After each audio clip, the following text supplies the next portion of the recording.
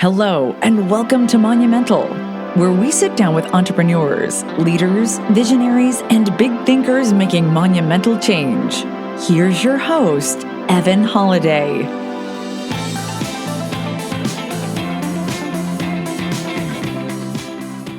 Welcome to Monumental. I'm your host, Evan Holiday, and today on the show we have on with us Adrian Salazar. Adrian, how you doing, man? Good, man. Excited, ready to share some value with your listeners and just keep going, keep moving forward. Excited. Yes, I love it. So Adrian, a little background on him. He is a 24-year-old real estate entrepreneur located in San Antonio, Texas. He's doing this interview right now from McAllen, Texas, which I love. There's a little backstory behind that. Adrian spent the first couple years of his young professional life in direct sales and transitioned into real estate at the age of 18. Over the next 3 years, he wholesaled or fixed and flipped over 100 single-family residential homes, and he has since turned his focus to multifamily apartment investing, and to date has been a part of multiple wholesale transactions and has syndicated a 16, 32, and a 9-unit, and for a total of 57 units under management. That is pretty impressive for only 24 years old. I'm blown away, Adrian. So why don't you give our listeners a little background into kind of your story and how you got to where you are today? Absolutely. Thanks, man. So just a little bit of a background. I kind of got quote unquote bit by the entrepreneurial bug when I was 16, going on 17, when a friend of mine introduced me to multi-level marketing.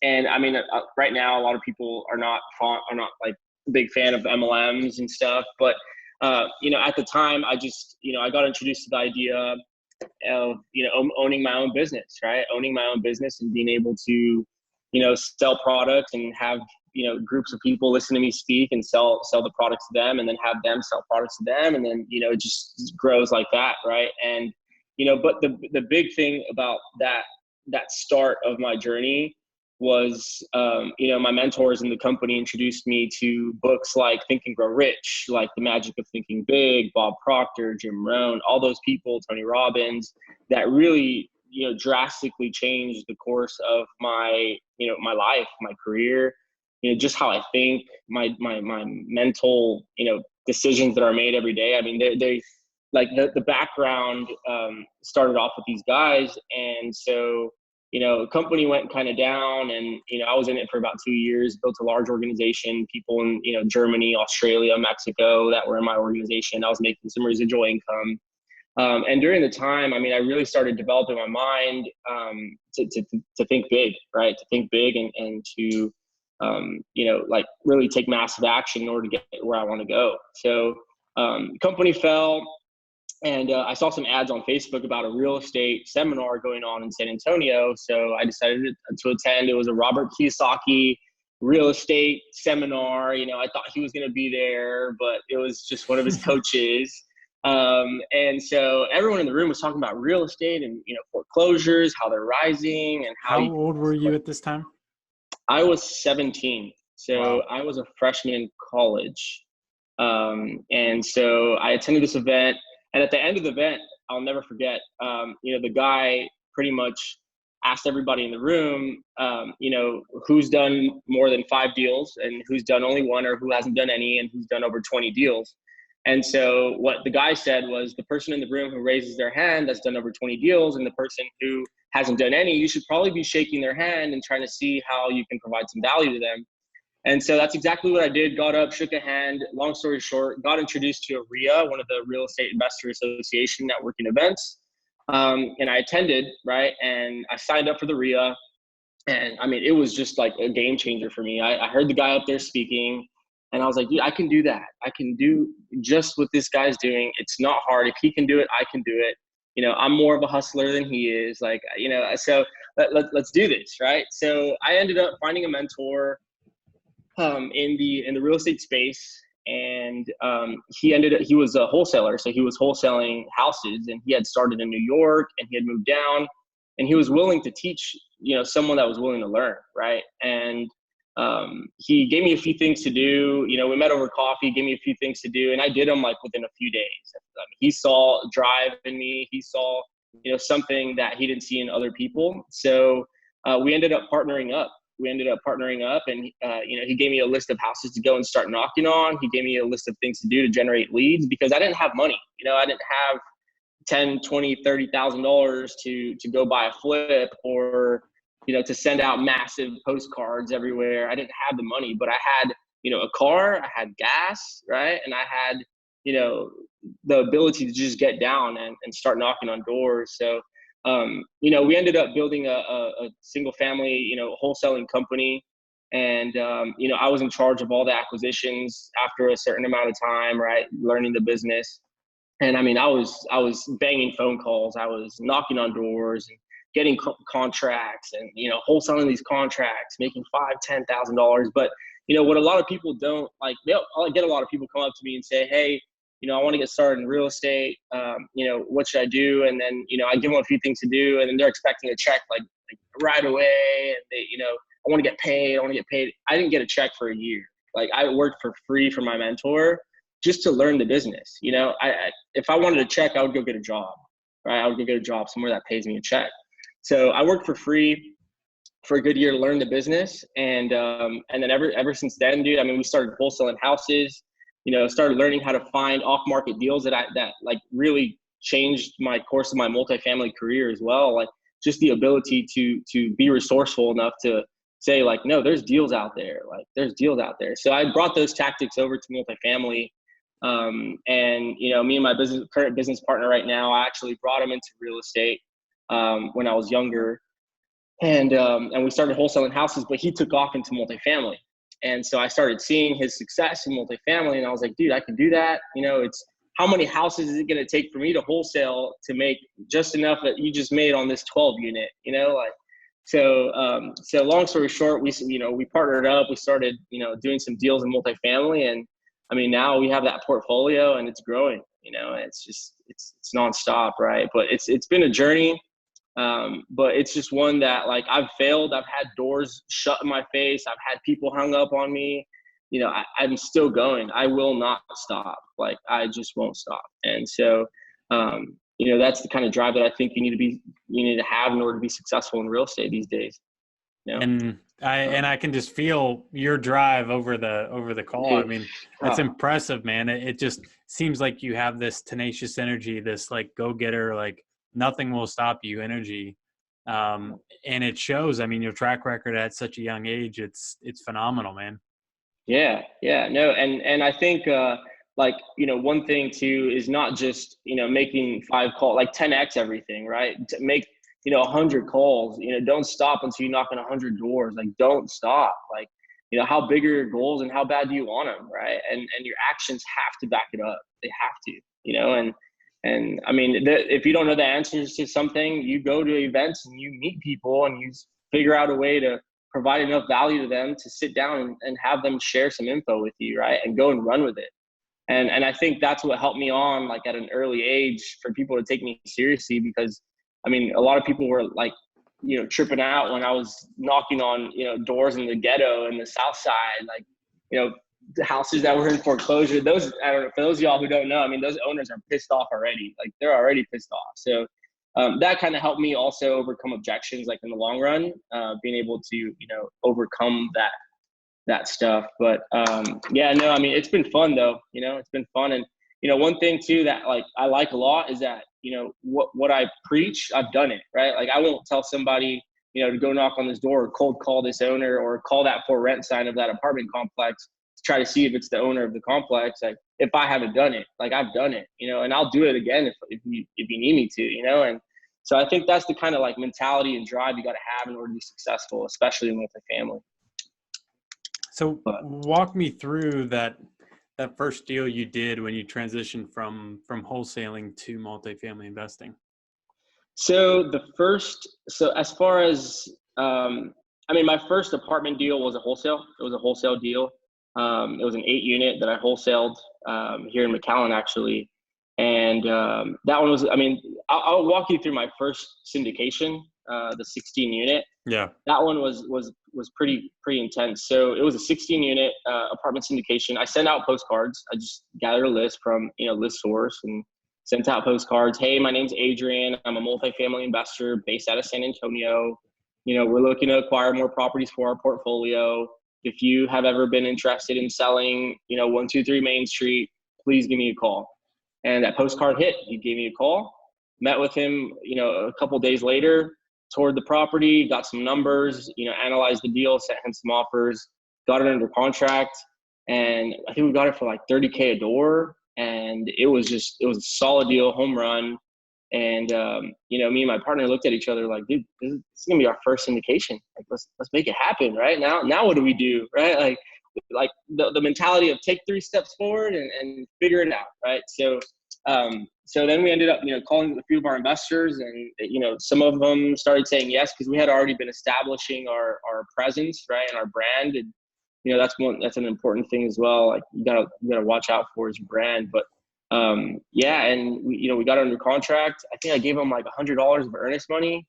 I walked out with a blank contract, just his signatures on the bottom. Like he just trusted me so much, and I was able to build enough rapport with him that I just filled out the contract later, and it was pretty intense. And we still have that deal today, and we're actually planning on getting out, exiting the deal here probably within the next 4 months, to capture all the forced appreciation that we got.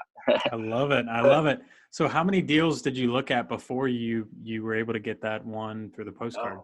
Probably like maybe 40 or 50 deals that we, sent offers to. And, in the beginning, we didn't really know how to analyze them. We got Michael Blank's calculator a lot later on in our multifamily career. We just was like, gross income, net income, right? Additional income. And then we just made our own simple little spreadsheet of expenses, and, all right, let's do it. Let's make an offer of, 0.75 of the value, and then one at 85 with some owner finance terms, and then, one at 95 with some more owner finance. We didn't, honestly, we were not underwriting them properly, but, we slowly started sharpening the knife, right? And some owners were like, dude, you're crazy. I'm not going to take that offer. And now that I'm thinking about it, like if I were to go back to those deals, I'd probably get a lot more deals under contract if we would have had a sharper axe. But I mean, that's just the journey, right? It's the process.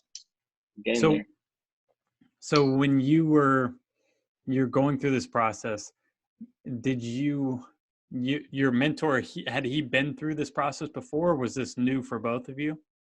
So my mentor helped me a lot on the finding deals, right? So for what he taught me on helping me find deals for houses, I still implement, to finding off-market apartment complexes. Mm-hmm. I still implement it, right? I mean, thinking creatively, thinking outside the box, getting these deals, not just, talking to brokers or realtors. I mean, it's really an art. And I think he helped me a lot on, the ability to find these deals. But another mentor, that I guess was kind of like a virtual mentor to me was, Brad Sumrock. A lot of people, have his courses and stuff, but he helped me a lot thinking about the number side, right? What multifamily investing could do for you, and in a short period of time, within 2 to 5 years, literally could change the course of your life and help you retire. So, as far as all that goes, I had just never thought that I was going to be in multifamily. I had no idea. But, just believing in myself, that's all I needed.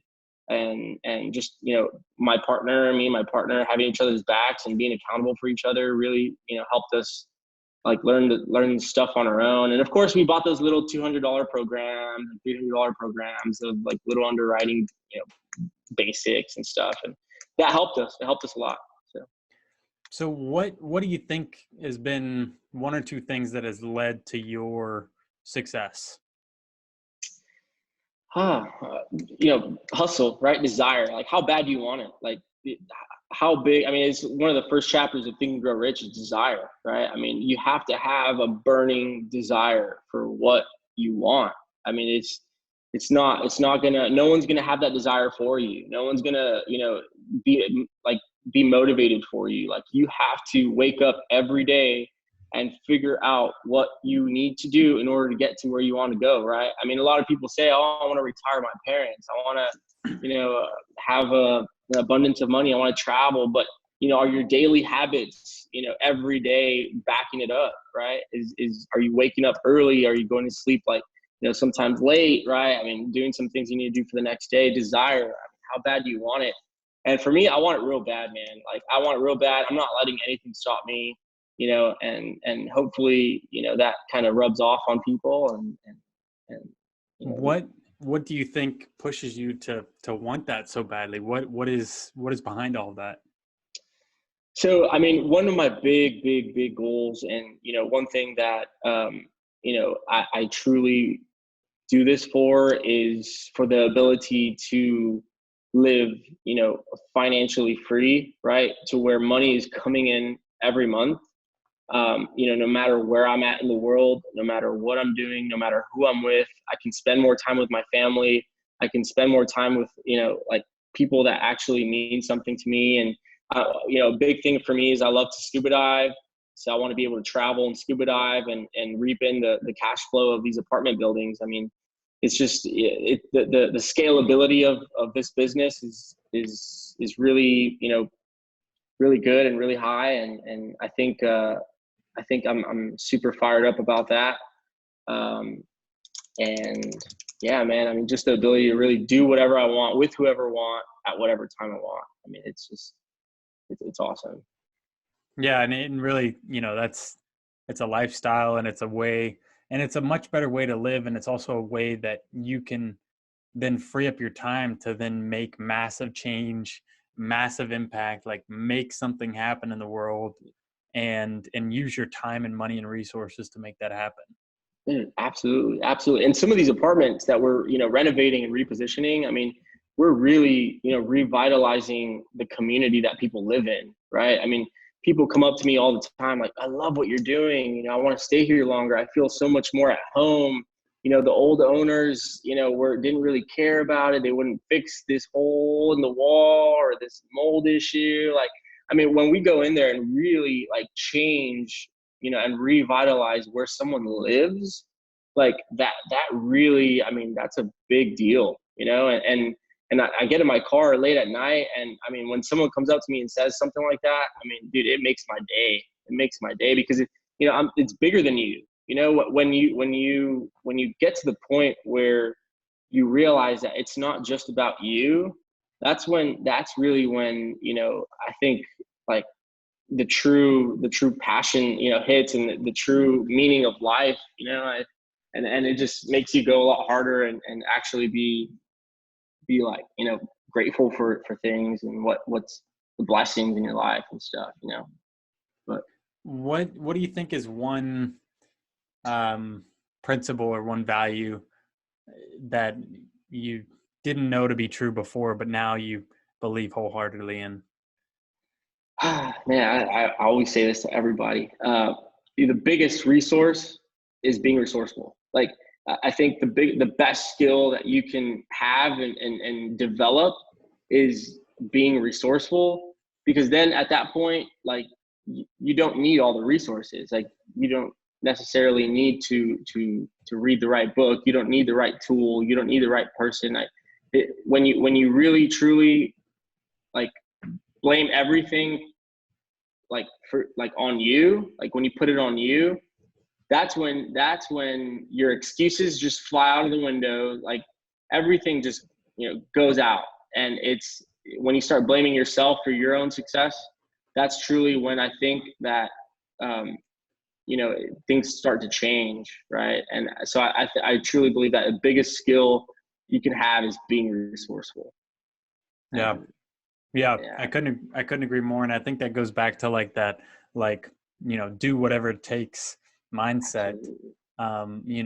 Do whatever you need to do. Be the person you need to be, or take care of the task you need to take care of. Like, nothing is below you, and it is all on your shoulders, and it's your responsibility. Ultimately, your success or failure rides on you and you alone. Absolutely. And a lot of people like to blame the outside factors just so they can have an easy way out. And I think you just got to kind of come to reality and say, no, it's your fault. Like everything that's happening in my life right now is my fault. It's solely my fault. And so I think that's when things really start to change, just figure it out, do whatever it takes. So walk me through a little bit of what is in store next for Adrian as far as goals and things that you want to achieve or things you desire. Absolutely. So definitely want more units. Definitely want to, acquire more units this year. My partner and I's goal is 250 units syndicated this year, one wholesale deal every quarter. And, we also want to purchase an apartment complex, just us two, no syndications. Cause we've realized that there's, a lot of meat left on the bone. A lot of, we split the pie a lot, especially in syndications, but that's a good way to get started. Right. And so we definitely want to purchase one on our own. I want to continue traveling. I want to continue, providing for my family, and impacting lives around me. I want to also be able to help people get started, in real estate and be able to be a coach for somebody. And just like, my coaches were for me, I feel like I need to give back as well. And continue to scuba dive everywhere. I actually need to make my scuba dive trip here within the next few weeks. So I told myself I wanted to dive every time I close a deal, and I just closed one recently, so I need to get out there. I need to get in the water. I love that. I love how and that's a great lesson for everybody listening, is tying a reward to, closing a deal is already a reward within itself. But you can tie a reward to an action or completing a goal. And I think that's powerful to get your mind thinking, probably the next deal we close, we'll probably buy a new car. It's the same thing. It's like things that you want, just delay them until you get a certain goal done. And that way You're even more incentivized, and it just makes it exciting and fun and unique, and creates a fun experience that you tie with completing your goals. Absolutely. And when you're able to feel that, like, for example, when I went traveling in Thailand, Southeast Asia for, 2 months. And, now I can, if I think back as far, like when I'm cold calling apartment owners, let's say, I know why I'm doing it, because I can smell like Thailand. I can smell the beaches I was at. I could, relate to the places that I went to. That'll just drive me a lot harder and a lot more, a lot faster towards, me making that next call, like make 10 more calls, like make 20 more calls, just so I could get to that next place that I want to go, and I truly, if you can do it, if you can travel, if you can do whatever you want to do it. It's going to help you in the long run, because this is pretty stressful, this business. So, if you're able to get out there and, enjoy yourself for a little bit, I think it'll help you in your business, Yeah. And I completely agree. I think it's amazing to be able to tie that, like you said, exactly, like that feeling, that emotion, that you literally feel that little rush within you when you think about, hey, these calls, this work that I don't really want to be doing directly, you don't really want to be making those calls, but you enjoy the process enough, and you tie that process to the end result or the goal or the byproduct that is going to create the life that you want. And then it makes every second of it worth it. Absolutely. You'll go through the no's. It's just, the no's are going to come, and just by being able to tie all that, it's going to help you just make that next call and have the same attitude that you had when you made that call, even if they told you no on the next call. It's the process, it's the journey.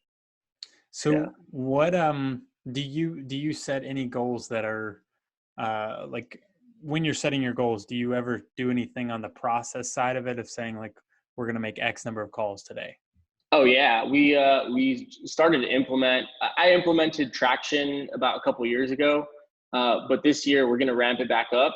And so we have our scorecards. We have our, all that is all graphed out. If we're not sending 1,000 postcards a week, there's something going on. So it's we want 250 units, but we got to reverse engineer it to say, all right, So what does that mean, right? So 250 units. All right, what are we going to be paying per door for these units? Say roughly 50, 60, 70K per door. So then, what's going to be the down payment? What's going to be more or less, the repair and reserve? What's going to be the capital expenditure amount? So how much money are we going to need to raise, right? So then you start going backwards and you start saying, okay, then that means I need to raise $4.2 million this year if I want 250 units. And then you go back a little bit more. So how many events do I need to be going to? And how many people do I need? How many business cards do I need to be getting? How many phone calls do I need to be getting on? And not only that, but the acquisition side. So how many, postcards do I need to be sending a week? How many cold calls do I need to be making a week? And not just me, how many people do I need to have making cold calls every week? And so like you just start backtracking it and you start tracking it, right? And you and your business partners or whoever you have next to you, hold each other accountable to that. Why did 500 postcards only go out this week? Do we not have the money to fund it? Okay, let's go find the money. We need to send 1,000 postcards a week, right? So just sticking to your metrics, I think is really important. For those of y'all who haven't read Traction, I highly recommend it. I don't know if you've read it, Evan. Yeah. That's what we use. That's our operating system for Holiday Ventures as well. And I highly recommend it for everybody. It's a game changer. It changes the way you think about a business, how it operates, your meetings, how you source people, how you source partners, how you structure your company, how you set your goals, like everything. And I did want to ask you for your metrics, for your, you mentioned like the 1,000 postcards a week. What are some examples of some of your other metrics that you keep track of on a weekly basis? The amount of cold calls every week. So it's the amount of cold calls, the amount of postcards, the amount, those are our two main deal sourcing, metrics for that. Right. Now, as far as like our property management company, how many, let's say evictions are we doing? How many new, residents are we bringing into the complex? Are we able to make our, rent bumps, on renovations, things like that. Employees, what are they doing? There's a lot, there's different departments, right? There's the acquisitions, the operations, and, the financial stuff. But I think more of the metrics is being tracked right now on the acquisition stuff, just because we're really in acquisition mode. All the operational stuff is running pretty smooth. It's just now we want more. So me and my partner keep each other accountable to, like, what are we doing every day? How many follow-ups are we making, right? And how, like, from, the initial conversation with the owner, how many more touches, and how often are we making those touches to the owner? Because we've realized that if we don't call them in a month, 2 months, there's other people calling them. There's other people sending cards. So if you're not in front of them, every 3 days, whether it's an email, whether it's a text, whether it's like a video of your current project you're working on, like something so that they're in their face. That's also another metric that we track. And I think it's going to really, really help us this year, acquire more deals. That's a great point. A follow-up point of contact, keeping in constant touch with them. Because you're right. Especially right now, there's so many people looking for deals. And if you're not top of mind, if you're not top of inbox, then they'll easily forget about you, because they're important to you, but you're not always that important to them. So always have that in mind. And something I would ask is, how do you keep track of your touches and your follow-ups? So we use Podio. Podio is a CRM, and we create tasks, and we have our team members on Podio. We have MailChimp, we have CallRail, we have a bunch of the softwares that allow us to do that. I think it's very hard to track all of our leads just on pen and paper. And so it automatically creates tasks for us and assigns the task for the right person to just pick up the phone and call. So we use Podio a lot, and it notifies us. And Podio is pretty much our database. Like, it's just, that's where all of our investors are. That's where all of our, contacts are, our vendors, contractors, sellers, everything. And it gets easily filled up with, 500 leads, and you have to stay on top of them somehow, some way. If you need to hire somebody else, you need to stay on top of me and my partner. We're cold calling again, following up with owners. And, there was an owner that was pretty motivated to sell a month ago, and he sold it. He sold a 20-unit building, and he flew to like Canada. He moved to Canada, and it was just like, dude, what? Like, how did we not call him? How did we not remember? And you can miss out on a lot of deals if you don't follow up. It's super important. Yeah, and I think the similar things happen to me, and I think it's kind of like a what do you call that? Like almost like a wound or something. It's a good reminder, like a scar of like, hey, like every time you drive by that deal, now you think about, you're like, hey, that was because I didn't follow up. And then again, it goes back to like taking ownership, saying that was my fault. I should have followed up. That's a deal we could have had. And that's the worst feeling, especially if you're, a hungry driven real estate investor. Like that's the worst feeling, but it drives me. I'm sure it drives you to say, hey, okay, what do I need to do to make sure that does not happen again? Absolutely. Absolutely. And I mean, I think one big thing about us is delegation, right? We try to do everything, hey, we need a call, we need to make the follow-up, because we know more about apartment investing, we need to be the ones, having the language with the owners. But I think at that point, that's when you really get overwhelmed and you start, end up not doing it. So I think, one thing for us this year is having a couple of acquisitions guys helping us with, all that stuff, because we already have a lot on our plate, and we like to focus on the highest level, income producing activities. So I think really, when we got the call, just like you were saying, we really sat down. We're like, dude, like this cannot happen. This cannot be happening, especially if we have these goals. And, it's just, they were already in our system. We already had their phone number. They already knew who we were. We had their email, like we knew where they lived. I had the daughter's number. I had the mom's number, so, I mean, there's really no excuses other than just like not staying dedicated to that particular lead. And, yeah. but I mean, that's how you go improving your systems, right? That's the ideal part of building a business. Yeah. Well, honestly, I feel like you're bringing massive value, straight crushing it at a very young age. So props to you, man. Really, really appreciate everything, all the value bombs we're bringing on today. Yeah, absolutely, man. I'm fired up. Thank you. Thanks for having me on here, bro. Yeah, man. Well, let's jump into our monumental questions. Cool. What does success mean to you? Success means to me, being able to, like I said earlier, kind of, do whatever I want to do, whenever I want to do it, wherever I want to do it, with whoever I want to do it with, and be able to take, people that I care about with me along the way. Right. And it's really not about the money for me. It's about what it provides, right? What that does. Like to me, $100,000 doesn't mean anything. To me, what means something is what that $100,000 is going to do, right? How is it going to make you feel? What are you going to do with it, right? How many lives can you impact with $100,000? It's not about the money for me, and it's really about the options that I can have.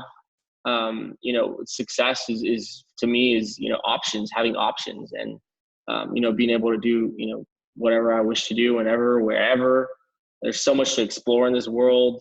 Yeah. And I mean, I'm 24 right now. Hopefully I can, keep traveling from 30 and on, and not worry about money. Like a lot of people, that's like one of the main reasons divorces happen is because of money. Like it's just, there's a way out. I promise. There's a way out. You just really have to, put your head down and work. You got to work. It's like Gary Vaynerchuk says, like, you're 24, dude, you could work and fail for the next 7 years of your life, 8 years of your life, and get up and still have a chance to go at it again, and it's just one of those that, like, just take massive action and do it big. There's no other way. I love it, man. You're wise beyond your years. So what about morning habits or daily rituals? So daily rituals, I definitely go to the gym. I like going to the gym. It helps with, releasing stress and just kind of, mental clarity. I like to, jump in the water and do some laps. And I also like to read a lot. I listen to a lot of, audio tapes, especially, Jim Rohn, Tony Robbins, just because they always I can listen to the same Tony Robbins tape and I can learn something new on one of it. And there's always something going on, in my life that, I might not have heard, on his podcast or video, one time and hear it, and it really actually resonates within me the second time or third time that I listen to it. So right. I'm really addicted to personal development because that's what's going to get me to that next level. And that's what's going to allow me to, take the no's and, just really grow as a person, because you can only grow your portfolio to as big as, you are, right? I mean, there's a barrier that if you don't keep growing, like you won't, like everything outside will stop growing, Right. Personal development's one big thing about me, and I love to do it at nights before I go to bed. So those are some habits that I like to do and I implement. Again, I probably need to work on a little bit better of a morning routine. I know that what's that book by that morning? The Miracle Morning. The Miracle Morning. Yeah. A lot of people recommend it, so I need to pick it up. But yeah, highly recommend that. Have you been to any Tony Robbins events? Yeah, so I went to some of his real estate seminars, like but he only came on for like 4 or 5 hours. But still, I mean, those just seeing him live, and I've been listening to him since I was 16. So seeing him when I was like 22, 23 was a huge deal. Like he didn't even have to say anything, and but I do want to go to his Unleash the Power, and highly recommend that event. So that's awesome, man. Fire. Yeah, exactly. So what about favorite book or book you're currently reading? So How to Make Big Profits with Small Apartments is the one that I picked. That's my first book for the year. Right now, I think like one thing about me right now is I'm trying to stack up enough money to be able to put, let's say for, earnest money deposits on these bigger deals, and to have more, leverage on, it's like putting money down or just having liquid down. So that book talks a lot about, wholesaling small apartments where you can make 6-figure assignment fees. And so that really will, jump my career to be able to not worry about money for a little bit and truly stick to, acquiring more syndications and stuff. So that's a really good book that I'm reading right now. And the next one's going to be Rich Dad Babylon that I'm going to pick back up. Because those habits there, I think will really change my career, just implementing all that stuff. I picked it up last year, but I want to pick it back up again. So that's going to be the next one. Yeah, I love it. Well, crushed it today. Love this episode. I know our listeners are going to get a lot out of it. I appreciate you, Adrian. How can our listeners follow you or reach out to you? So I'm pretty active on Instagram. So you can find me on Instagram, Adrian Salazar. And I post a lot of, stories there on, the properties we're renovating and what we're doing. And I try to, remember to post things. So that's probably where I'm a little bit more active. Again, Facebook, but I would suggest Instagram. So those of y'all who want to connect, just reach out on Instagram. I'd love to chat. Yeah, take them up on that. And in conclusion, guys, if you enjoyed today's episode, make sure to share it on social media, tag Adrian, tag myself, let us know you're listening. Let us know what you thought of today's episode. Let us know like a value bomb or something that stuck out at you. And guys, don't forget as well to subscribe, rate, and review Monumental on iTunes. And with that, have a monumental day.